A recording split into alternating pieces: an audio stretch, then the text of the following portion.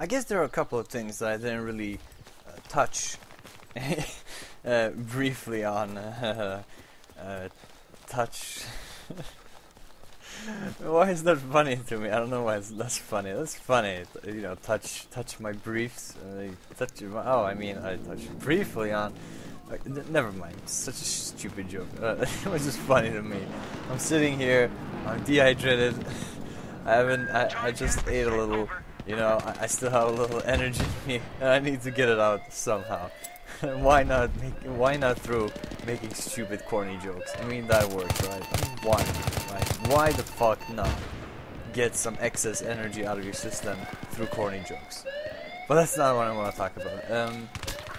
Like some things I didn't really cover about BF3 is stuff like the sound. Like it took me. It wasn't until a dude, like a friend of mine, telling me he had to like really like just say when we were playing Bad Company 2, just say, wow dude, the sound is amazing. And then I just like, huh, it is amazing. I never really thought about the sound. And I feel like now that I know how to kind of appreciate different elements, sound included, I have to say that the sound, I've probably already mentioned it, but you have to know that the sound is beyond anything. Like, you might see a video of Battlefield 3, and you might hear it, you might see it, but it's nothing. Like, it's nothing compared to actually playing it. Like, it blows your mind away how beautiful it is and how awesome it sounds. Like, when you hear gunshots in the distance, that's not fucking ambient noise. That's actually somebody shooting in the distance. When you hear a tank fucking rolling past you and firing a cannon, it's there. It's there. It's shooting. It sounds like as if it's actually there's actually a real tank in your room at that moment shooting right next to your ear, making you deaf, making you just bleed out of your ears. When you hear a jet speeding past you in fucking Mach 7, just flying past you, you know, that's not DICE who have put in some kind of sound generator or anything. No, that's actually a jet flying above you and just speeding towards its enemy. Like, the sound is redonkulous. It makes you feel smaller than you already are. Like, you're just immersed in all the sights and the sounds of the game, and you just don't know whether or not you should just, you know, prone in the bushes and just enjoy the view, enjoy the sounds, or if you should actually, you know, play the game. Like, you have no idea, and this kind of dilemma that you have, you know, it's fucking up your gameplay. You're dying more and more, but that's because you're so taken aback by how phenomenal the technical aspect is of the game. It works fucking amazing, solid as hell. It's crazy. Like, when they say next gen on current gen, it feels like they mean it, man. Like, I've never seen a multiplayer look this good. Ever. Like, ever. Like, I don't understand how they can fit in so many details in one map and still have it run so smoothly and have all the sounds and the visuals and, you know, the leaves falling and all that at the same time. All that is happening at the same time. I mean, your PC and the engine has to, you know, work all that stimuli at the same time. You know, your PC has to render all that on the fly. It's crazy. Like, they did an amazing job. Like, seriously. Like, I cannot wait for the game to be released. It's less than a month. It's about 2 weeks, 2.5, I guess, 2.5 weeks until it's released, and I can't, like, I don't know if I'm gonna even touch the single player. I don't know. DICE hasn't. I mean, their strong side has not ever really been single players. So I don't. But no, of course I'm gonna play it, but after I've played, you know, co-op and multiplayer, obviously, like, I'm gonna play the shit out of the multiplayer and the co-op. And the co-op. I'm pretty sure the co-op's gonna be pretty nifty. I hope so.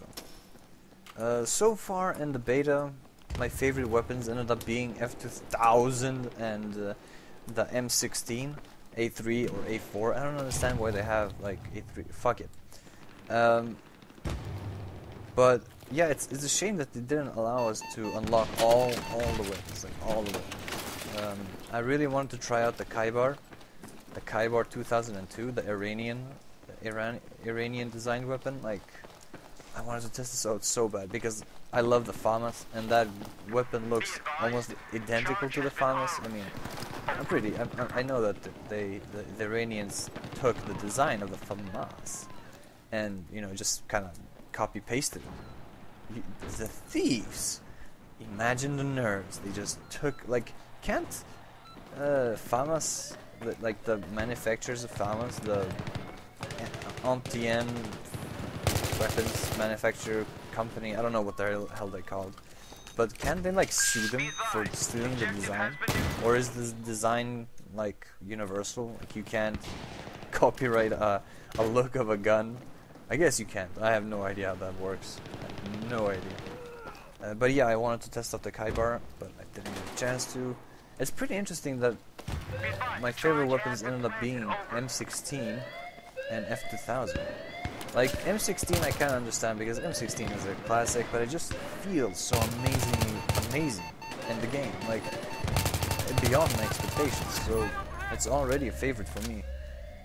As for the F2000, I really didn't think I was gonna love it that much, but I do. I do! The F2000 is fucking phenomenal, just great. I put on a red dot sight, I put on a silencer, when I'm playing Operation Metro that is, and I put on a foregrip and I just go to town. It just feels perfect. Like the recoil just corresponds with me so well, it just does exactly what I want when I want it. Wow. It's nice. It's nice when you find like a weapon that you can resonate with, that you can feel a bond with, which is pretty weird when you think about it. I mean, the game, like, the weapon doesn't exist, it's just within the game, but still you find something that clicks with you. I don't know, I just find that to be pretty cool. But yeah, the Kaibar, I can't wait to use the Kaibar. Apparently the weapon is named after some big battle where a bunch of Muslims slaughtered a bunch of Jews. I guess that, you know, if it's appropriate. I mean, a gun is named after a battle. It makes sense, right? I mean, there's not much more you can do with a gun. Like, that weapon is designed to kill people, and naming it after a battle where a lot of people died as a result of, you know, war or, you know, extreme violence endorsed by a nation or a people. As good a reason as any to name a weapon. So why not the Kaibar? Why not? Why not name the Kaibar? But yeah, I was really looking forward to using it. I didn't get a chance to. Giving me a little sad face, but that's okay. That's okay. And there are gonna be transport helicopters. There are gonna be transport helicopters. I'm so happy that they decided to put in a couple of transport helicopters. I'm not sure exactly which helicopters are gonna be transferred. I think there's one helicopter called Huey, that's gonna be a transport helicopter, and I'm not sure, that's the American version. And then the Russians are gonna get the Kasap, the K-60, or K-60.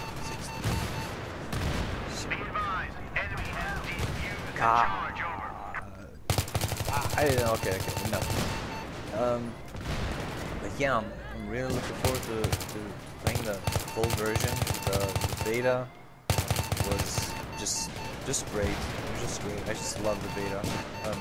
Even for all its, you know, for all its faults, all its shitty net coding problems, for its fucking buggy terrain glitches, and, you know, just, yeah. Even despite all that, I still had a lot of fun with the beta. You know, even when I was killed by invisible people, I was still having a lot more fun than I had in Bad Company 2. So yeah, I mean, I can just imagine how awesome the final version is gonna be with all 5 game modes. Oof. Ooh, I can't wait to play Squad Rush again. I play the shit out of Squad Rush in Bad Company 2. I just love it when there's, you know, just fused little, just, you know, there's a little map and there's not that many people duking it out on the little map. You know, it feels cozy. You know, oddly enough, it just feels like, you know. In Squad Rush, when it comes to Bad Company 2, there were, you know, 4 dudes versus 4 other dudes, and it was just like, you know, I could sometimes when I managed to actually get my friends playing together, and we actually managed to get in the same squad on a Squad Rush server, then we just, you know, just start ripping the enemy to shreds, just fucking punishing them. It was fun, you know, just us 4 against against some random other 4 dudes. It was great. So I can't wait to play Squad Rush.